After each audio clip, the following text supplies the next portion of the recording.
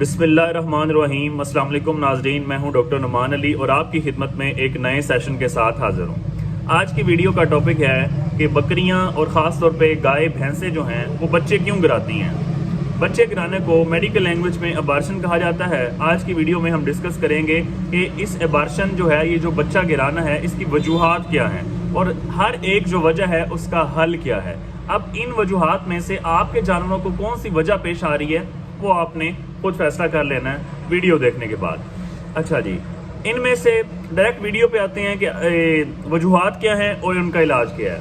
अब कुछ ऐसी बीमारियां हैं जिनकी वजह से, वायरल बीमारियां हैं जिनकी वजह से जानवर जो है वो बच्चे गिराते हैं। उनमें कौन सी बीमारियां शामिल हैं? फॉर एग्जाम्पल ब्रूसिलोसिस है जिसमें जानवर बच्चे गिराता है, अबार्शन करता है। FMD है जिसे फार्मर की ज़बान में, किसान की ज़बान में फुट एंड माउथ डिजीज़, मुंह खुर की बीमारी कहा जाता है, तो उसमें भी जानवर बच्चे गिरा देता है। अच्छा, ऐसी और भी बीमारियां हैं जिनका तल्लुक वायरस से है, तो उसमें जानवर अपने बच्चे गिराता है।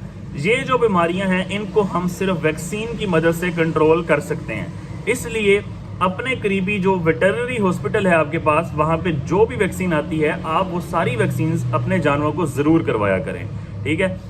कुछ बीमारियां जो होती हैं वो सिर्फ एक रीजन की होती हैं, लोकल होती हैं, तो वो आपने ज़रूर करवानी है वैक्सीन, क्योंकि वो उस रीजन में ज़्यादा होती हैं, लोकल होती हैं और हर बार आती है। तो इस वजह से वो वैक्सीन जो आपके एरिया में आती हैं, अपने मतलूबा जो आपका नज़दीकी डॉक्टर है उससे रब्ता करें, पूछें कि कौन सी बीमारियां हमारे इस एरिया में आती हैं, तो उनकी वैक्सीन ज़रूर करवाएं।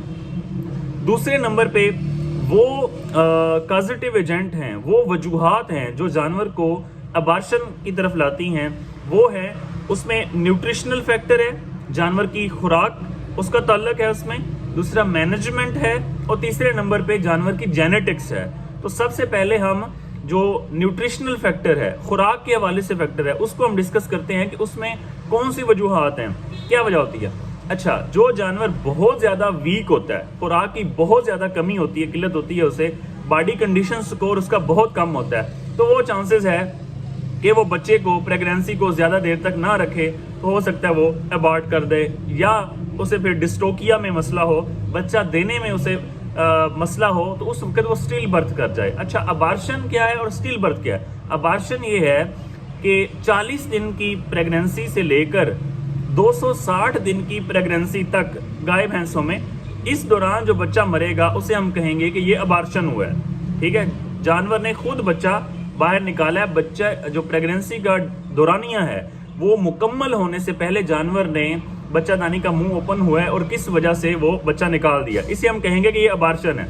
स्टिल बर्थ ये है कि जानवर ने अपनी प्रेगनेंसी का दौरानिया पूरा कर लिया, अब जानवर बच्चा देने के करीब है, लेकिन खुराक की कमी, कमज़ोरी की वजह से, कैल्शियम डेफिशिएंसी की वजह से, जो रास्ता है बच्चा बाहर आने का उसकी तंगी की वजह से, बच्चे की पोजीशन जो है वो नॉर्मल नहीं है, एबनॉर्मल पोजीशन है, उसकी वजह से या किसी भी वजह से बच्चा जो है वो प्रेगनेंसी का ड्यूरेशन पूरा हो चुका है, अब बच्चा बाहर आ रहा है, तो बच्चा किसी वजह से यहाँ मर गया है, तो इसको हम कहेंगे ये स्टिल बर्थ है, ये अबार्शन नहीं है।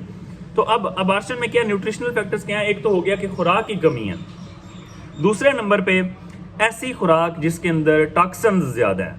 अब टॉक्सिन्स किस खुराक के अंदर ज़्यादा होंगे? ऐसी खुराक जिसके अंदर उल्ली लगी हुई है, फंगस लगी हुई है। जिस तरह आम तौर पे रोटियां, सूखी रोटियां खिलाई जाती हैं, तो उसमें अगर उल्ली लगी हुई है और उसका जो लेवल है वो जानवर के बर्दाश्त करने के लेवल से अगर ज़्यादा होगा, तो टॉक्सिन ज़्यादा होगा, टॉक्सिसिटी होगी, इसकी वजह से भी अबार्शन हो जाता है। दूसरे नंबर पे जो पानी लगा हुआ, पड़ा हुआ, गला सड़ा हुआ वंडा है, उल्ली लगा हुआ वंडा है, उसके अंदर भी टॉक्सिन ज़्यादा होते हैं। तो ऐसे वंडे से भी आपने इज्तनाब करना है। जो ख़राब हो चुका है ज़ाया कर दें, बेहतर है। थोड़े पैसे आप ज़ाया कर दें, बेहतर है आप अपना जानवर बचा लें।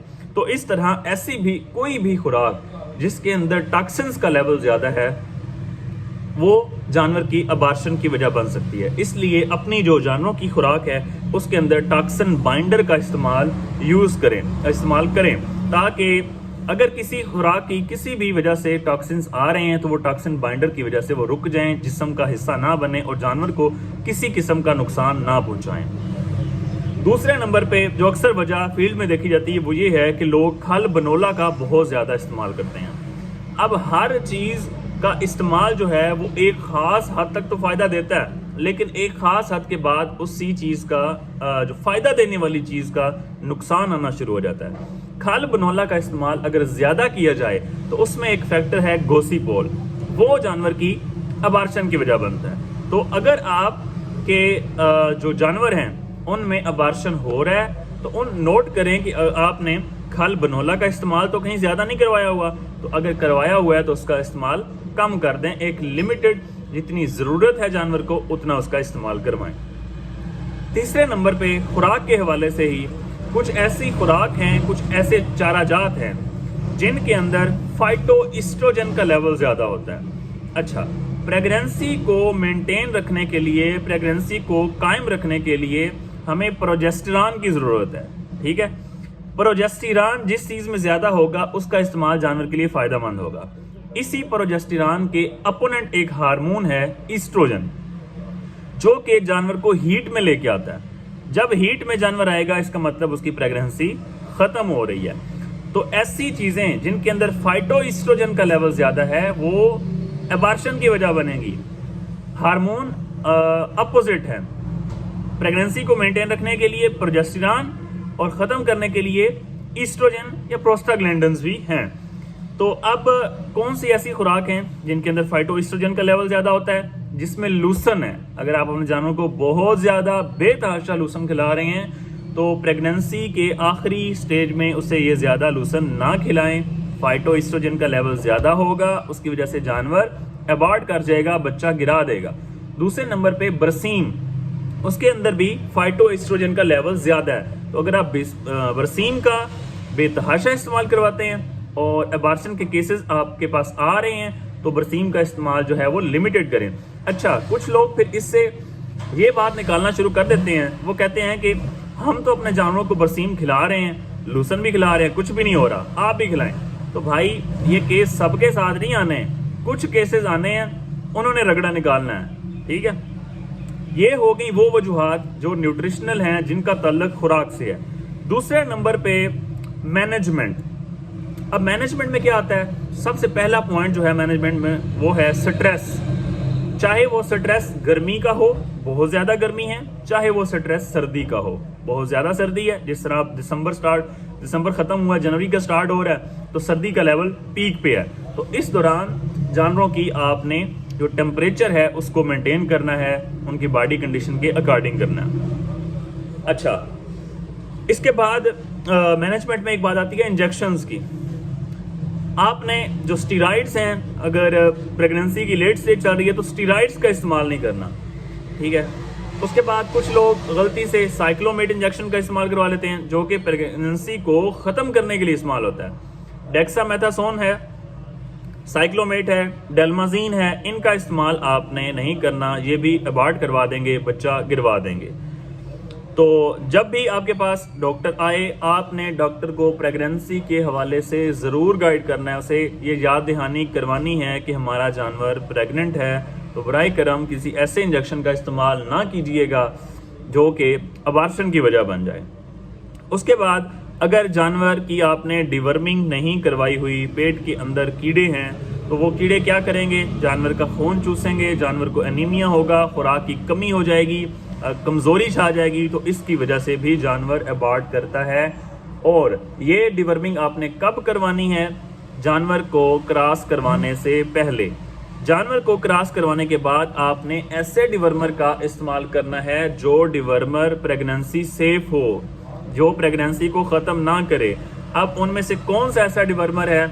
अल्बेंडाजोल फॉर एग्जांपल, जो कि प्रेगनेंसी में इस्तेमाल नहीं करना, प्रेगनेंसी के लिए ख़तरा है, एम्ब्रियो स्टेज पे भी ख़तरा है ना। प्रेगनेंसी आपने एक बार जानवर को टीका रखवा लिया या क्रॉस करवा लिया, तब आपने अल्बेंडाजोल का इस्तेमाल नहीं करना।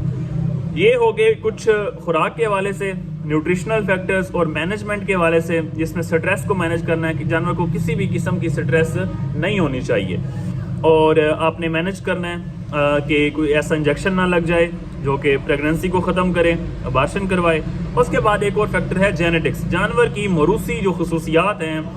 अब कुछ जानवर ऐसे होते हैं जिनका फार्मर बताता है कि इसकी माँ भी अबार्शन करती थी। पीछे हिस्ट्री निकालें तो पता चल रहा होता है कि माँ भी अबार्शन करवाती थी। फिर बुल की अगर हिस्ट्री निकालें तो उसका पता चलता है कि इस बुल से जितनी भी डाटर पैदा हो रही हैं, जितनी भी इस बुल से कटियाँ बच्चियाँ आ रही हैं, वो अबार्शन करती हैं। तो आपने हिस्ट्री का ख्याल रखना है कि जिस कट्टे बच्चे से आप बनवा रहे हैं या आप आर्टिफिशियल इंसेमिनेशन टीका रखवा रहे हैं, तो जो डॉक्टर हजरात हैं, पैरा वेटनरी के हजरात हैं, वो ये ख्याल करें कि अगर वो किसी एक बुल का इस्तेमाल करवा रहे हैं, उसकी वजह से अबार्शन के ज़्यादा केसेस आपके सामने आ रहे हैं, तो उस बुल के जो टीके हैं वो आप उनका इस्तेमाल ना करें। जेनेटिक्स में आ जाती है बात, ये फिर इसी तरह कंटिन्यू रहती है, तो आपने इसको मैनेज करना है। उस बुल का इस्तेमाल आपने ज़्यादा नहीं करवाना। तो उम्मीद करता हूँ कि आपको अबार्शन मुकम्मल समझ आ गया होगा, क्या वजूहात हैं, किस तरह मैनेज करना है। अच्छा, इसमें कुछ लोग ये गलती भी करते हैं कि अबार्शन का प्रोसेस स्टार्ट हो गया, ठीक है, जानवर ने गंद मैला निकालना, जोर लगाना, हर चीज़ स्टार्ट कर दी है, तब प्रोजेस्टेरॉन का इस्तेमाल वो करते हैं। तो इस दौरान प्रोजेस्टेरॉन का इस्तेमाल जो है वो इतना फ़ायदेमंद नहीं होता। इस दौरान कोई फ़ायदा नहीं है कि आप प्रोजेस्टेरॉन का इस्तेमाल करें। इस वक्त जो प्रोसेस स्टार्ट हो गया, आप उसको फिर नहीं रोक सकते। तो उम्मीद करता हूँ कि बात आपको समझ आ गई होगी सारी। किसी भाई का जानवरों के हवाले से किसी किस्म का कोई सवाल हो, आप कमेंट सेक्शन में पूछ सकते हैं। बहुत शुक्रिया।